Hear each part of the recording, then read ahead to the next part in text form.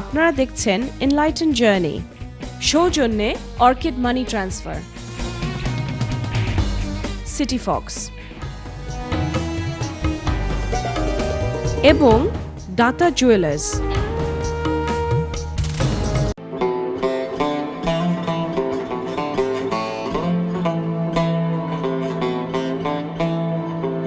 আলাইকুম রহমতুল্লাহি ওবরাকাতুহু। প্রিয় ভাই বোনেরা, বিরতির পর আবারও আমরা ফিরে এলাম আপনাদের প্রিয় অনুষ্ঠান এনলাইটেন জার্নির দ্বিতীয় পর্বে। আমি শুরুতে কলারের দিকে যাই, দেখি কে আছেন আমাদের সাথে। আসসালামু আলাইকুম। ওয়ালাইকুম আসসালাম রাহমাতুল্লাহ। ওয়ালাইকুম আসসালাম। ভাইয়া, প্রশ্ন রাখার আগে কিন্তু আপনার টেলিভিশনের ভলিউমটা মিউট করতে হবে। আমার এটা একবারে কম ভাই। আচ্ছা, এবার বলেন। আমার কোয়েশ্চন হলো, আমি উমরাতে যাব জি রমজান মাসে। আমার লগে একটা ছোট বাচ্চা আছে, জি তো নেফিকিন দিয়ে বুঝছেন। তখন যদি আমরা যখন আল্লাহ তাওয়াব করা থাকবো, তখন যদি সে নেফিকিন পেশাব উসাব করে, তারে এইভাবে এই অবস্থায় আমরা কি তাওয়াব করতে পারবো না? এই একটা কোয়েশ্চন। জি ভাইয়া, আর কোনো প্রশ্ন আছে আপনার? জি জি, আর একটা আছে। বলেন। আমরা তারপরে ঘরে যখন আমরা ঘরে চলে যাবো, তখন কি আমাদের আবার স্বাভাবিক জীবনযাপন করতে পারবো না? আমরা স্বামী স্ত্রী আগলা আগলা থাকতাম হইব না? আমরা একত্রে থাকতে পারবো? জি ভাইয়া, আপনাকে অসংখ্য ধন্যবাদ একটা সুন্দর প্রশ্ন রাখার জন্য। নেক্সট কলার। আসসালামু আলাইকুম। আসসালামু আলাইকুম। ওয়ালাইকুম আসসালাম। আলহামদুলিল্লাহ, আপনি ভালো আছেন? জি, ভালো আছি। আমার একটা কোশ্চেন, সেটা হচ্ছে হুজুরের কাছে। বলেন। যে আমরা চারটা মাযহাব আর কি, পৃথিবীর মুসলমান চারটা মাযহাব মানি। তো আমার কোশ্চেনটা হলো কি, আমাদের কি আসলে কি মাযহাব মানাটা কি মানে খুবই জরুরি কিনা, কিংবা এটা বাদ দেওয়া যাবে কিনা, কিংবা এটা থেকে করে অন্য কোনো কিছু আছে কিনা? আর কোন প্রশ্ন আছে ভাই আপনার? জি, আমার এই প্রশ্নটা আমি আনসার চাই। জাযাকাল্লাহু খায়ের, আপনাকে একটা সুন্দর প্রশ্ন রাখার জন্য। নেক্সট কলার। আসসালামু আলাইকুম। হ্যালো, আসসালামু আলাইকুম। ওয়ালাইকুম আসসালাম রাহমাতুল্লাহ। হ্যালো, আসসালামু আলাইকুম। ওয়ালাইকুম আসসালাম। ভাই, আমরা শুনছি, আপনার প্রশ্ন বলেন। আমার প্রশ্নটা হলো, আমি গত রমজান মাসে আমি দেশে গেছিলাম। জি। যাওয়ার পরে তো দেশে তো একদিন পরে রোজা রাখো না, আর দিন আগে রোজা রাখো। তো আমি 10 তারিখ গেছিলাম দেশে গত রমজানো, আর গিয়া তো দেশে তো আরো একটা দেরি রাখছি রমজানো। যাওয়ার পথে যেদিন আমি রওনা দেই এদিন কি রোজা রাখলাম না, আবার প্লেনের দুবাইতে কি আবার রোজাটা রাখলাম, একটা রোজা আমার মিস হয়েছে। এই রোজাটা আমি দেশে তো আমি অলরেডি তো একটা রাখি লাইছি রোজা। আমার নিয়মে দিল একটা বাঙ্গিছি, তো ম্যানচেস্টার থেকে যে সময় আমি ফ্লাইট করছি সময় আমি বাঙ্গি লাইছি। এই রোজাটা আমি আবার রাখতাম হইব না? আমার ওই যে দেশে গিয়ে একটা দেরি রাখছি, ওটা কবার হয়ে যাব নাকি? জি ভাইয়া, একটা সুন্দর প্রশ্ন রেখেছেন, আপনাকে অসংখ্য ধন্যবাদ। শেখ, আসলে কয়েকটি প্রশ্ন একসাথে হয়ে গেছে। বিসমিল্লাহির রহমানির রহিম। প্রথম ভাই যে প্রশ্ন করেছেন যে আপনি উমরা যাচ্ছেন রমজান মাসে এবং আপনার সাথে ছোট বাচ্চা আছে, এই তোয়াফরত অবস্থায় যখন বাচ্চার নাপি পড়া থাকবে, এই অবস্থায় যদি বাচ্চায় প্রস্রাব করে বা টয়লেট করে, তাইলে ওই বাচ্চাকে নিয়ে তফ করা যাবে কিনা? অবশ্যই যাবে, কোনো অসুবিধা নাই, কারণ ওই কিটা তো আপনার নাপির ভিতরেই থাকবে।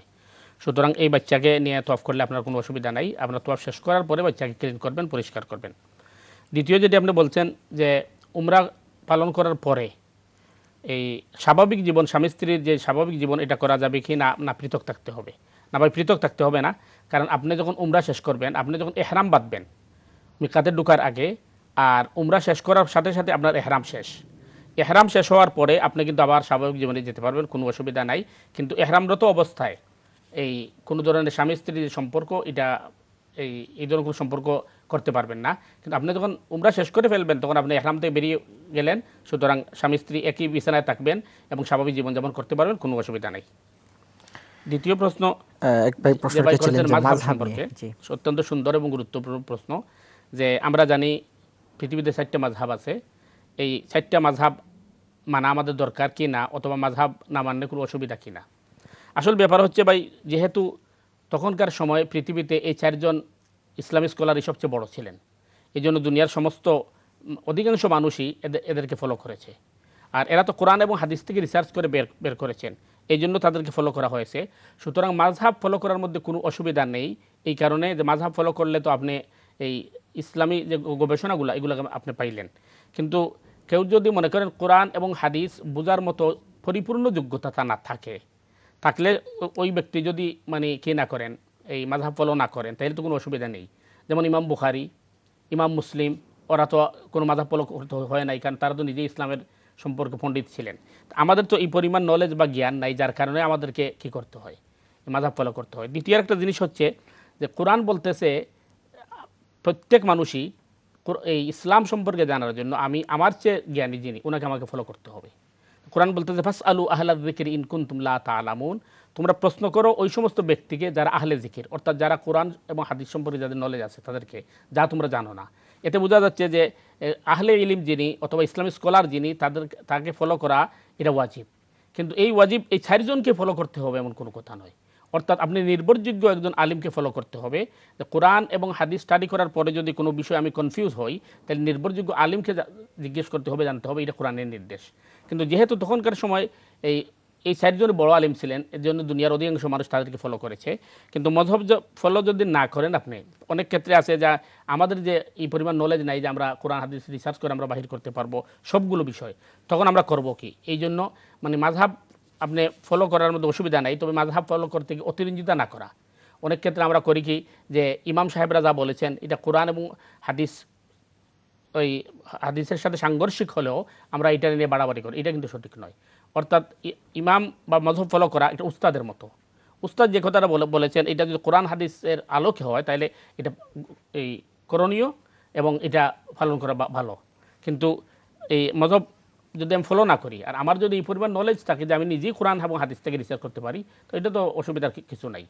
তবে কথা হলো এই পরিমাণ নলেজ তো আমাদের নাই, এটাই সহজ কথা। যার কারণে মানে আমি যদি এই 4 জনকে ফলো না করি, একজন মানে বিজ্ঞ আলিমকে তো অবশ্যই ফলো করতে হবে। আল্লাহু আলাম।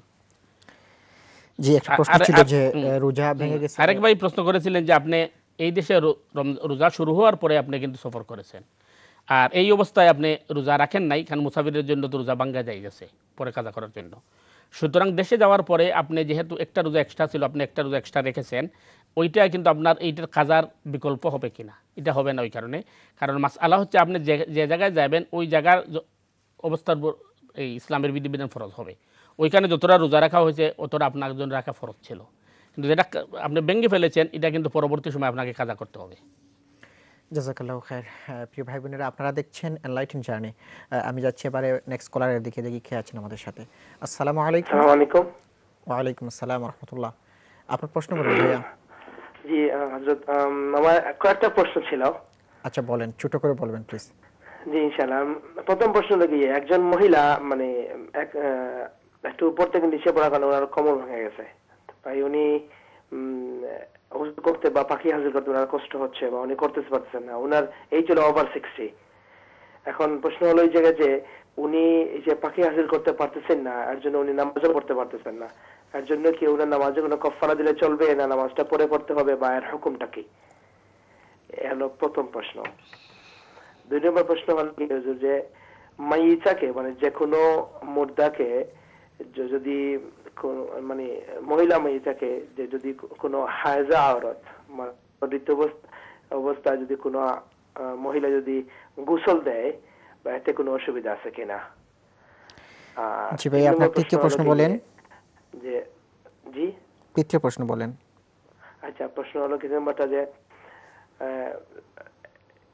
কয়েকজন মানুষ একসঙ্গে জামাতে নামাজ পড়তেছে, তখন ইমাম সাহেব মনে করেন যে মাগরিবের নামাজে তো জুড়ে কিরাত পড়া, তো প্রথম উনি ভুলে আস্তে আস্তে কিরাত পড়া আরম্ভ করছেন, তো হঠাৎ যখন মনে হয়েছে তখন উনি আবার জুড়ে সূরা ফাতিহা আবার প্রথম থেকে আরম্ভ করছেন।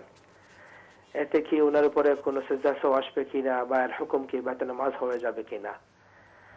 আর 4 নম্বর প্রশ্ন হলো গিয়ে যে আমাদের বর্তমান জমানায় মনে করেন যে এখন যে আইফোনে বা যে কোনো ভালো ভালো মোবাইলে মনে করেন কিছু যে অ্যাপ্লিকেশন আছে, আল কিবলা বা আইপ্রে বা মুসলিম প্রো, এগুলো কিছু অ্যাপ্লিকেশন আছে, এগুলা নামাজের টাইম টেবিলের সময় অ্যালার্ম দেয় এবং মোবাইলের টাইম টেবিলের সময় নোটিফিকেশন আসে। তো আমার প্রশ্ন হলো যে ওই সময় যে ফজরের নামাজের সময় দেখা যায় যে মোবাইলগুলোতে যে রাত্রে আমাদের হানাফি মাযহাব মোতাবেক যে এখন যে 1 ঘন্টা 45 মিনিট বা 2 ঘন্টা মানে সূর্য উদয়ের পূর্বে 1 ঘন্টা 45 মিনিট বা 2 ঘন্টা পূর্বে ফজরের মধ্যে টাইম আসে, কিন্তু ওগুলা দেখা যায় যে প্রায় রাতে 1:30 বা 2টার দিকে ফজরের টাইম এসে যায়, প্রায় 1:30টার দিকে ফজরের টাইমের জন্য অ্যালার্ম দিয়ে দেয়। তো আমরা যদি ওই সময় নামাজ পড়ে নেই, মনে করেন নামাজটা কাজা হলো না বা এর উপরে কিছু জানতে চাচ্ছিলাম। জাযাকাল্লাহু খাইরান। বারাকাল্লাহু ফি। আসলে বেশ কয়েকটি প্রশ্ন, আর আমাদের হাতেও সময় খুব বেশি নেই, আমাদেরকে এবারে একটা ব্রেকে যেতে হবে। প্রিয় ভাই বোনেরা, আপনারা দেখছেন এনলাইটেন জার্নি। আমরা নিচ্ছি এবারে একটা ছোট্ট বিরতি, ফিরে আসবো কিছুক্ষণ পর। আশা করছি আপনারা আমাদের সাথে থাকবেন। আসসালামু আলাইকুম ওয়া রাহমাতুল্লাহি ওয়া বারাকাতুহু।